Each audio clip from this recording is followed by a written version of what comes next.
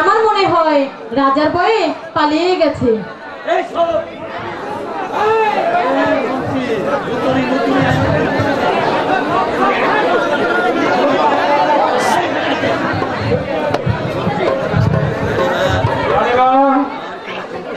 আর কোনো চিন্তা নেই, আমি সবাইকে নিয়ে এসেছি।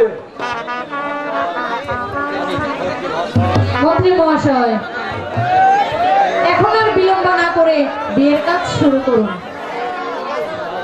রানীরাম,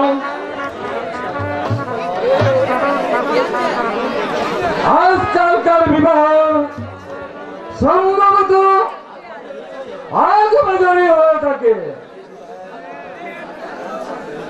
এই বিবাহে মহারাজের থাকা একান্তই প্রয়োজন বোধ করছি। আপনি কোনো চিন্তা করবেন না মন্ত্রী মহাশয়।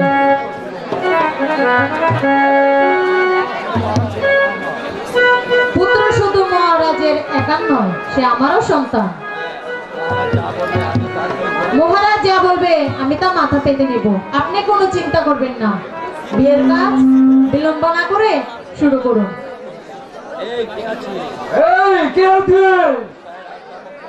বিবাহের আসবাবপত্র নিয়ে হয়।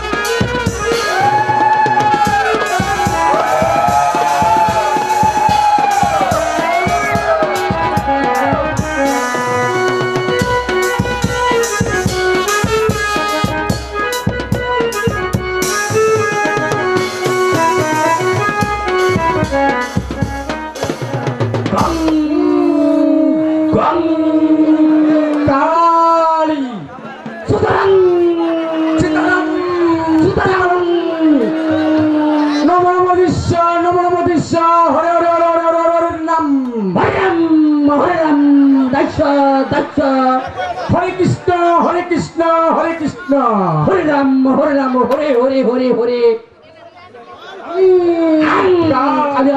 জয় শিবা শম্ভু, জয় মা কালী।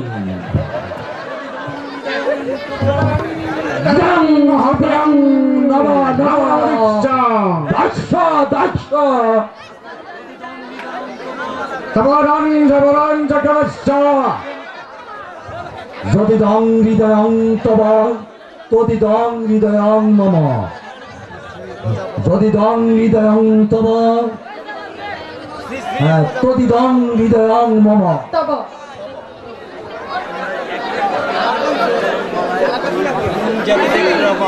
মালা পড়াই দিছে।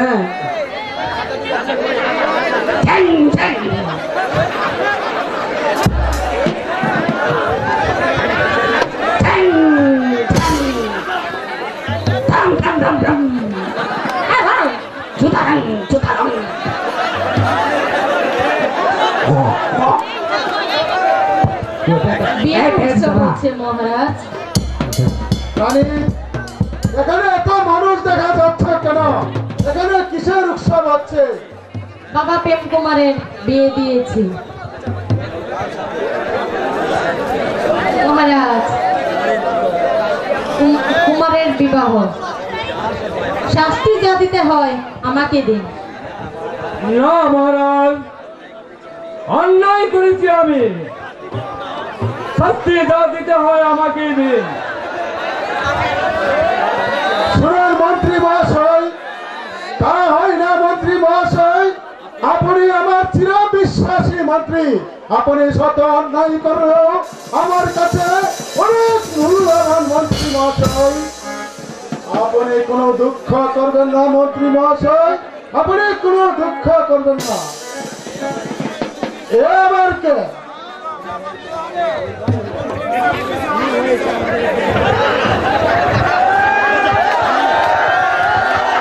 উনি হয়েছে আমাদের বৈবাহিক, উনি হয়েছে আমাদের বৈবাহিক। চুপ করো রানী, রাখো তোমার বাচ্চাটা।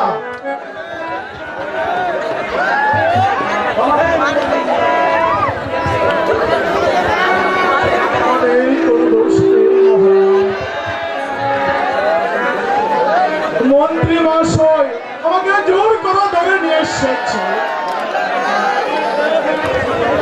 মন্ত্রী মহাশয়, আমি যার জন্য এসেছি তার দু একটি কথার আলাপ আলোচনা করুন। প্রেম কুমার এখন বয়স প্রাপ্ত হয়েছে, বিবাহ হয়ে গেল। এখন আমি আমার বাকি জীবনটা অক্ষর নিতে চাই।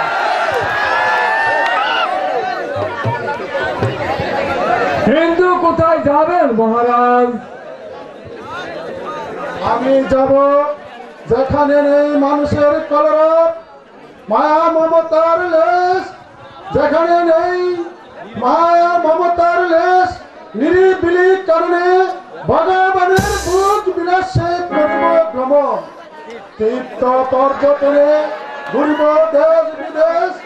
এসো এসো পুত্র প্রেম কুমার, এসো এই পবিত্র সিংহাসনে। পুত্র প্রেম হয় না যেন তোমার পিতার সিংহাসনে অমর্যাদা।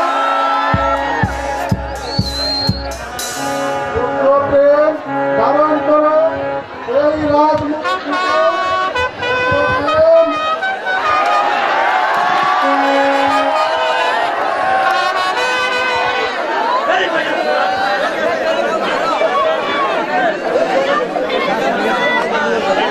প্রেম কুমার, আজ হতে তুমি এই বিজয়নগরের অধিপতি। প্রেম কুমার, তোমার কাছে রইল আমার 70 কোটি প্রজাবিন্দু। প্রজাদের সুখে তুমি হবে সুখী, আর প্রজাদের দুঃখে তুমি হবে দুঃখী। আমার কথা তুমি মনে রাখবে পুত্র প্রেম। হ্যাঁ পিতা, আপনার কথা আমি অক্ষরে অক্ষরে পালন করব। মন্ত্রী মহাশয়, প্রেম কুমার উপলক্ষ মাত্র, আপনি রইলেন প্রেম কুমারের একমাত্র সহায়।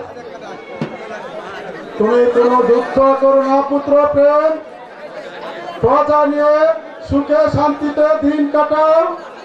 তোমরা করো রাজ্য পরিচালনা। আমি এখন তোমাদের কাছ থেকে চির বিদায় নিয়ে চলে যাচ্ছি। বিদায় পুত্র প্রেম কুমার, বিদায় রানী, বিদায় রানী। যাবেন না মহারাজ। না পিতা, মহারাজ। পিতা। যাও কুমার, যাও কুমার, প্রাসাদে গিয়ে তোমার মাতা পিতার সেবা করো।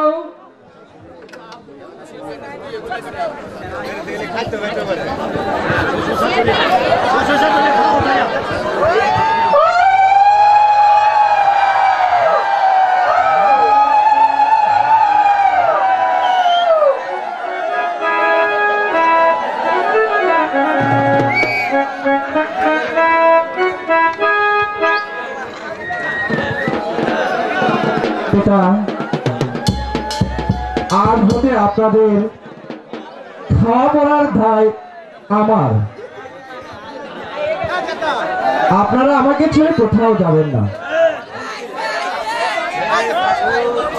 ঠাকুর, তুমি আমার মুখ রেখো ঠাকুর, তুমি তাদেরকে সুখে রেখো ঠাকুর, তুমি তাদেরকে সুখে রেখো।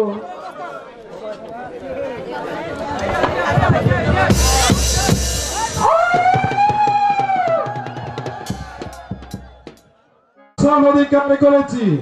তাই প্রজাদের মধ্যে ঘোষণা করে দিন যে এই বছর নতুন ভাবে কর আদায় করা হবে। আর 3 দিবসের বাকি কর 3 দিবসের মধ্যে রাজভান্ডারে জমা দিতে হবে। যে দিতে অসমর্থন হবে তাকে 500 টাকা জরিমানা ও অনুদায় 6 মাস সরকার ভোগ করতে হবে। এই হচ্ছে রাজা প্রেম কুমারের আদেশ। কুমার, প্রজাদের কিছু সময় না দিলে কিভাবে রাজকর দিবে? কুমার, হতেই হবে। এই হচ্ছে রাজা প্রেম কুমারের আদেশ। তাহলে আমি প্রজাদের মধ্যে ঘোষণা করে দিচ্ছি যে এই কে আছে? আমায় কি জন্য আদেশ করেছেন মন্ত্রী মহাশয়? যাও, সেনাগার হতে সেনাপতিকে রাজপ্রাসাদে পাঠিয়ে দাও। আপনার আদেশ শিরোধার। আমায় কি জন্য আদেশ করেছেন মন্ত্রী মহাশয়? শুনুন সেনাপতি মশাই, আপনার চাকরি রাজাদেরকে জানিয়ে দেন 3 দিবসের মধ্যে বাকি কর রাজভান্ডারে জমা দিতে। আর যাই দিতে অসমর্থ হবে 500 টাকা জরিমানা অনুদায় 6 মাসের কারাদণ্ড ভোগ করতে হবে। শুনুন মন্ত্রী মহাশয়, এমন কঠোর আদেশ আমি প্রজাদের উপর কিছুতেই ঘোষণা করতে পারবো না। আমাকে ক্ষমা করুন মন্ত্রী মহাশয়।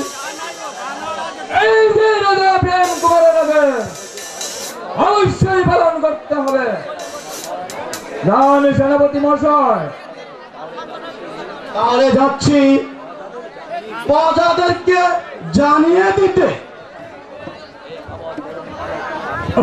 ঠাকুর, এই নবতরণ বালককে নিয়ে আমি কি ঠিক করি? তুমি আমাকে পথ দেখিয়ে দাও ঠাকুর, তুমি আমাকে পথ দেখিয়ে দাও।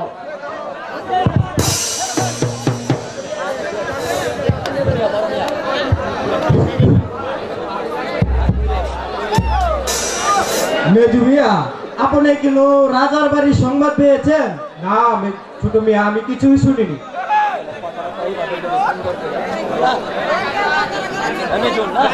না, আমি কিছুই শুনিনি। তাহলে শুনেননি? শুনেন, আমাদের প্রেম কুমার হয়েছে রাজার ছেলে, করবে রাজকন্যাকে বিবাহ। আর তা না করে আর বাড়ির চাকর রমানন্দ আছে না, আলমতিকে বিবাহ করেছে। একেবারেই বেটা ছোট লোক, একেবারেই বেটা ছোট লোক, একেবারেই 3rd ক্লাস কাজ করে।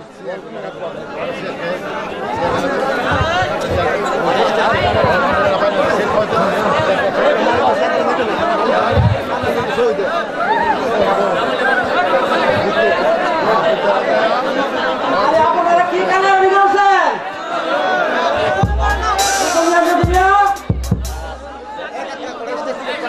বেটা একেবারে ছোট লোক হয়েছে, রাজার ছেলে, করবে রাজকন্যাকে বিয়া।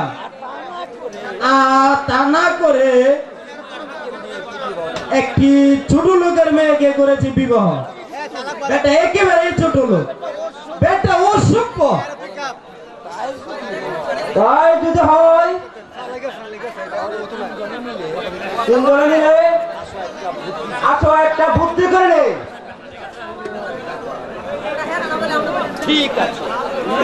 ঠিক আছে, তাই হোক। আচ্ছা বড় মিয়া, তাহলে আপনি বলুন। না, আপনি বলো। না বড় মিয়া, আপনি বলুন। তাহলে শুনুন, আমরা তাকে কর দিব না। দিব না? আচ্ছা না দিলাম, আমরা তার রাজ্যে থাকবো না। না থাকলাম, এমনকি তাকে রাজা বলে স্বীকার করবো না। না করলাম। ঠিক বুদ্ধি হয়েছে বর্মী। আমরা তাকে আবার রাজা বলে স্বীকার করতে পারি যদি কোন সেই রাজকন্যা বিবাহ করতে পারে, তবে আমরা তাকে রাজা বলে স্বীকার করতে পারি। তাই কি আমরা রাজা বলবো, করো দিব, রাজা থাকবো, এমনকি 3 বছরের কর একবারে জমা দিব।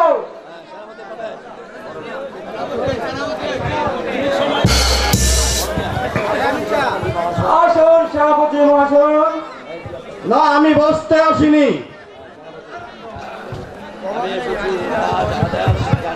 আমি এসেছি রাত আদেশ জানিয়ে দিতে। 3 দিবসের মধ্যে রাজ ভান্ডারে করা জমা দিতে হবে। যদি 3 দিবসের মধ্যে 500 টাকা জরিমানা ও অনাদায়ে 6 মাসের কারাদণ্ড ভোগ করতে হবে। এটা হলো রাজা প্রেম কুমারের আদেশ। যান যান মশাই, আপনার রাজাকে বলে দিবেন ও যারা আপনাদেরকে কর দিবে না, এমনকি আপনার রাজ্যে থাকবে না, আপনাকে রাজা বলে স্বীকার করবে না। রাজা বলে স্বীকার করবে না। আমি সেনাপতি হয়ে যাকে রাজা বলে স্বীকার করেছি, তারা সামান্য রাজা হয়ে রাজা বলে স্বীকার করবে না। আমি তোদের বাড়িঘর জড়িয়ে পুড়িয়ে সাৎসাৎ করে দিব। তাহলে শুনেন শুনেন মশাই, শুনে যান। আপনার রাজা যদি পুনরায় কোন রাজকন্যাকে বিবাহ করতে পারে, তাহলে আমরা তাকে কর দিব, এমনকি তার রাজ্যে থাকবো, রাজা বলে এমনকি স্বীকার করব, এমনকি 3 বছরের অগ্রিম কর রাজ ভান্ডারে জমা দিব। হ্যাঁ, আমি তাই বলব। আমি রাজ দরবারে গিয়ে রাজাকে তাই বলে আসবো। এসো ছোট মেয়েরা বড় মেয়েরা। বোধ হয় তার কোন অমঙ্গল ঘটেছে। আমিও তাই ভাবছি মহারাজ। সেনাপতি মহাশয়, একই না মহারাজ, এমন কোন অমঙ্গল ঘটেনি।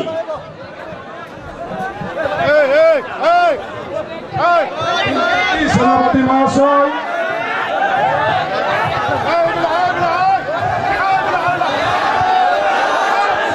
রে পাবলিক কা দরজা কি জাতি লাগা রে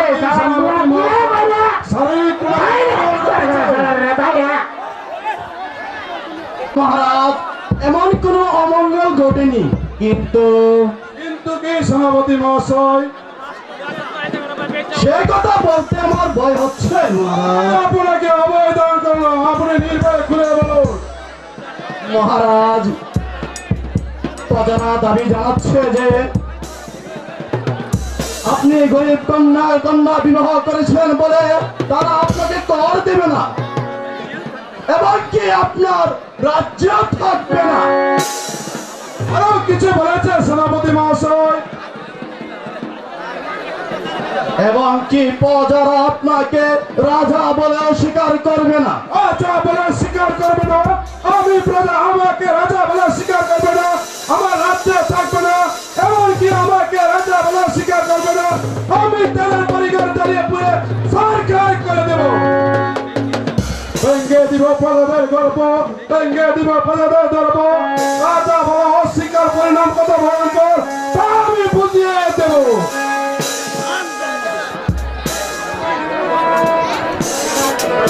ধৈর্য ধরুন কুমার, ধৈর্য ধরুন। এত উত্তেজিত হলে চলবে কেমন করে? মন্ত্রী মহাশয়, ধৈর্য নেই। আমার যে আর সহ্য হচ্ছে না মন্ত্রী মহাশয়। আমি সারা রাজ্য ময় জ্বালিয়ে পুড়িয়ে সরকার করে দেব। সোনার সভাপতি মহাশয়, সাধারণ সৈন্যবাহিনী পাঠানো একদিকে 10,000 সৈন্য বুঝে নিবে তারা রাজা বলা অস্বীকার করার পরিণাম কত ভয়ঙ্কর।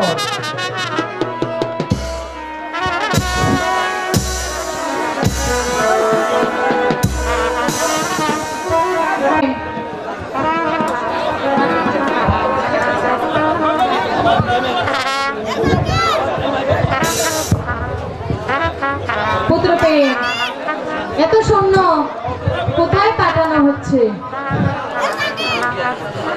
কার সাথে যুদ্ধ বেঁধেছো? না মা, যুদ্ধ না মা, যুদ্ধের চেয়ে বিষম মা, যুদ্ধের চেয়ে বিষম। আমি গরিব প্রজার কন্যা বিবাহ করেছি বলে আমায় নাকি প্রজারা কর দেবে না, আমার রাজ্যে থাকবে না, এমনকি আমাকে রাজা বলে স্বীকার করবে না। সেই কথা আমি সহ্য করতে না পেরে আমি সৈন্য প্রেরণ করতে বাধ্য হয়েছি মা। আপনি আমার অপরাধ ক্ষমা করুন মা। বলুন মা, বলদিন মা, আমি এখন কোন পথে যাব, কোন দিকে যাব আপনি বলে দিন মা। বড় ভুল করেছো বাবা, বড় ভুল করেছো।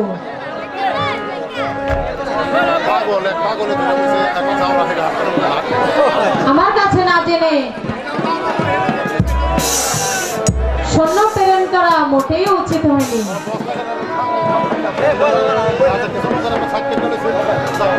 প্রজারা যখন জানিয়েছে তোমাকে দ্বিতীয় বিবাহ করার সম্মতি দিচ্ছি। মা মাগো, মানুষের হৃদয় একটি মাত্র স্থান, সেই স্থানে আমি আলোকে স্থান দিয়েছি মা। আমার প্রাণ গেলেও আমি আলোকে ভুলতে পারবো না মা। তুমি আমার অপরাধ ক্ষমা করো মা, ক্ষমা করো মা, ক্ষমা করো। পুত্রপ্রেম, সামান্য এক নারীর প্রেমে পড়ে মাতৃআদেশ, মাতৃআজ্ঞা, মাতৃআজ্ঞা, মাতৃআজ্ঞা, মাতৃআজ্ঞা পালন করতে করতে দ্রৌপদী পঞ্চ পাণ্ডব করেছিল পঞ্চভাবে বিভক্ত, আর ওই রামচরণ গিয়েছিল পরে। মা মাগো, আমি আপনার কথায় সম্মতি আছি মা, আপনি আমার অপরাধ ক্ষমা করুন। মন্ত্রী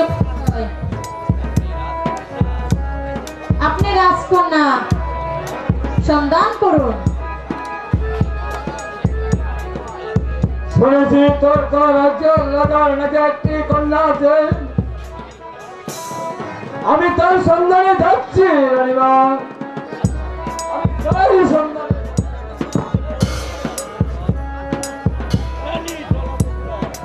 চলো পুত্র, তুমি কিছু খাবে, চলো। তোমার ক্ষুধা পেয়েছে, আর চলো মা, তাই চলো।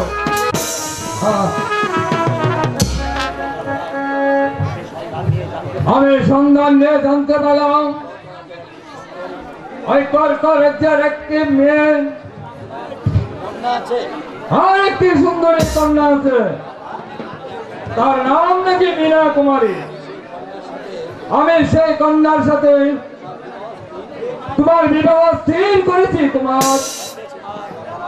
এতে তোমার মতামত কি? মন্ত্রী মহাশয়, আপনি যখন সম্মত আছেন তাহলে আমার কোনো অমতের কারণ নেই। মন্ত্রী মহাশয়, আমার কোনো অমতের কারণ নেই।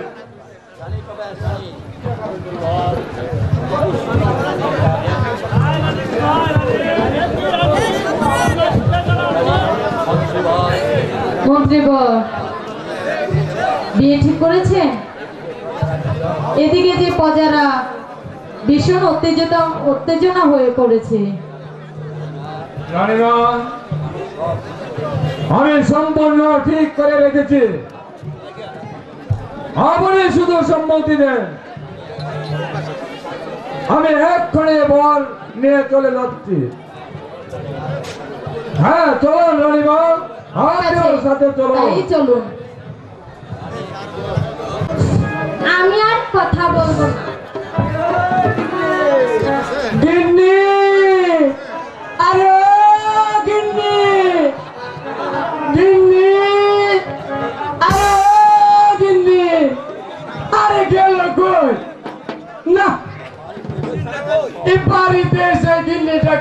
এ কোথাও পাওয়া গেল না। আরে গিন্নি, আরে তুই গেলে কোথায়?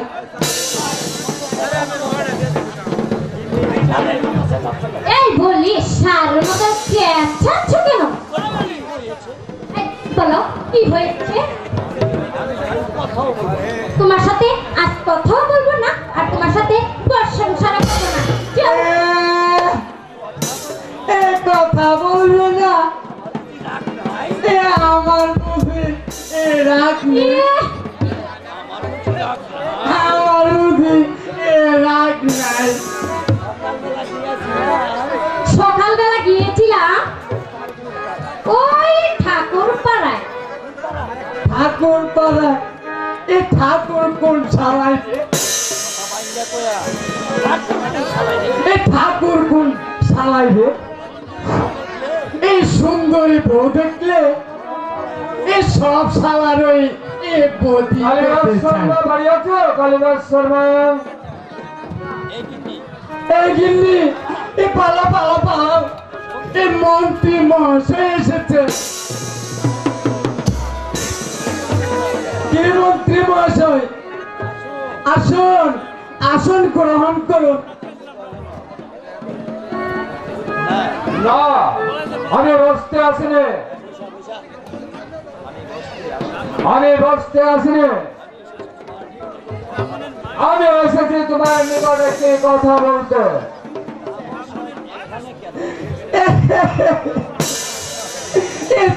মহাশয় এখানে কেন?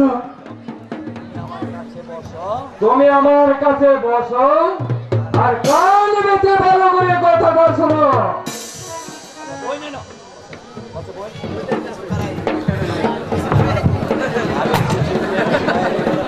আমি এসেছি প্রেম কুমারের বিবাহের প্রস্তাব নিয়ে।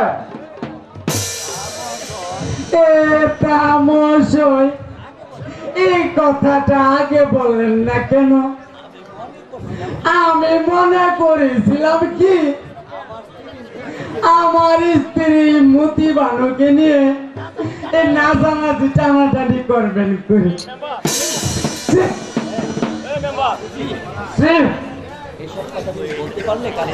এইসব কথা তুমি বলতে পারলে কালিদাস? শান্তিপুর রাজা তোর তোর রাজা কি হয়েছে? যদি আমাদের প্রেম কুমারের সাথে বিবাহ দিয়ে দিতে পারো তাহলে তোমাকে দেব পুরস্কার। আমি কালিদাস শর্মা, আমি যে কাজে হাত দেই এই কাজ আমি অবশ্যই করি। মন্ত্রী মহাশয় এই কাজ আমি আলবাত পারি। তাড়াতাড়ি সম্ভব ছেড়ে ফেলো। আমি এখন আসি কালিদাস শর্মা, আমি এখন দিল্লি। আরে তুই গেলে কোথায়? আরে ওই যে আমি এখানে। আমি তো আরো তুই নেই ঘুরে ঘুরে বিচার। না আমি তোমাকে ছেড়ে কোথাও যাব না। আমি ওর ধরে ওই এখানে রুকিয়েছি। দেখি দেখি মন্ত্রী মশাই তোমাকে কি দিয়ে গেছে? আরে না, আরে এখনো আমাকে টাকা পয়সা কোনো দেয়নি। আমাকে আমাকে গয়না বানাই দিবে তো?